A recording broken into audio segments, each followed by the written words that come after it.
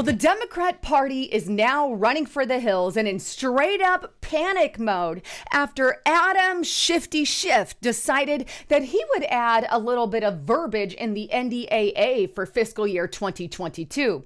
You see, he decided that it was a good idea to give our U.S. military power to conceal any information that they gather from any type of court hearing or congressional hearing of any sort. In other words, Adam Schiff and the Democrats wanted to conceal and prepare for the fact that the GOP just might investigate exactly what went on with their J6 committee, but that's not all. This is bombshell power stealing authority that you absolutely need to be aware of.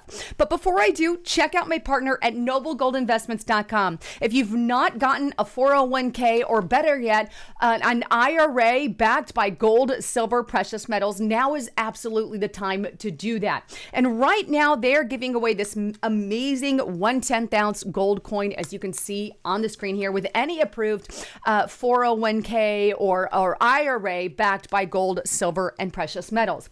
Give them a call today and let them know you heard it on Lisa Haven.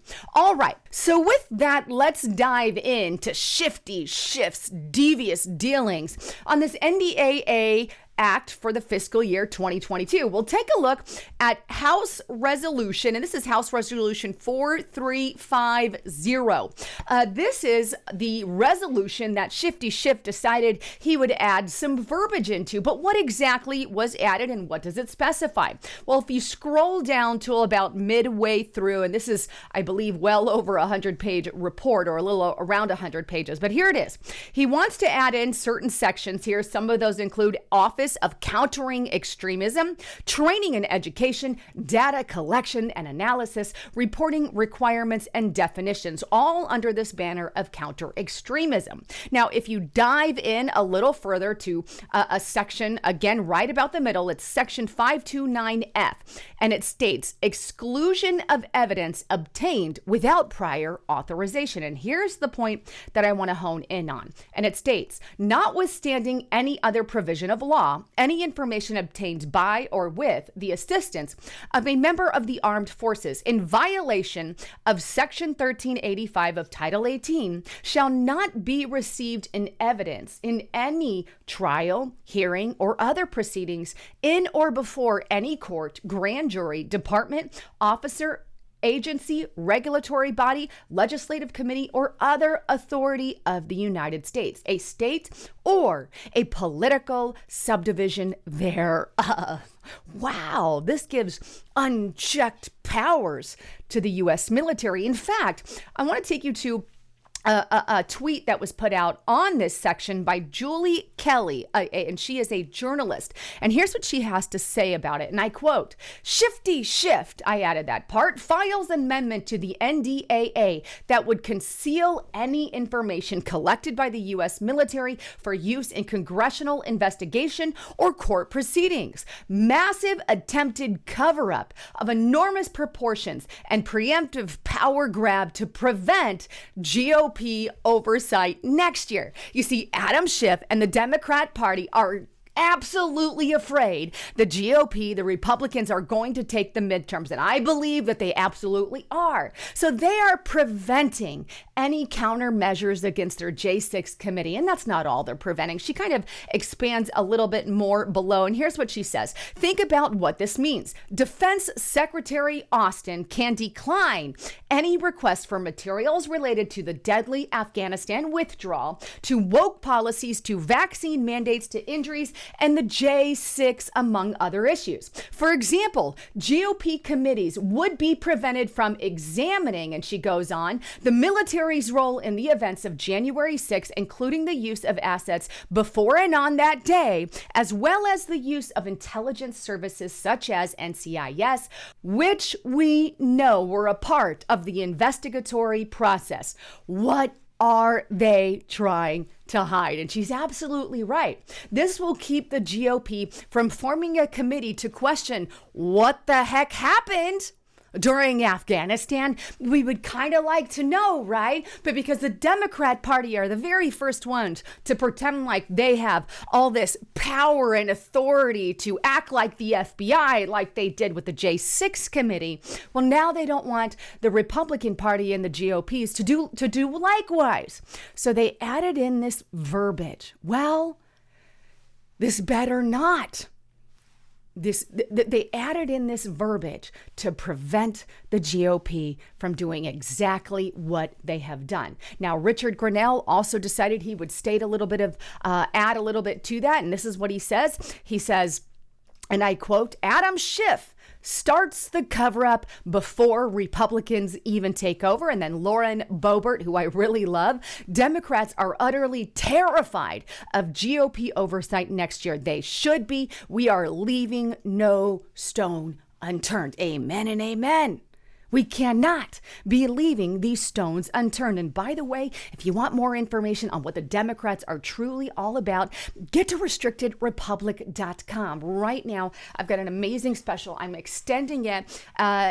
You can get half off the entire first year on that monthly rate. Use the coupon code FJ and B. You can read through the lines, FJB. But you can get it for $3.99 a month for the entire first year. But get there. And we've got so much information on that website, exclusive to restricted sites. So check it out at restrictedrepublic.com. But that said, the Democrat Party has a history of lying, of misconstruing facts, and of course, covering crap up. They did this a lot. You know, some of the stuff that they cover up in the past? Let me just give you some right off the top of my head, right? We have Christopher Steele dossier. They covered up the financing.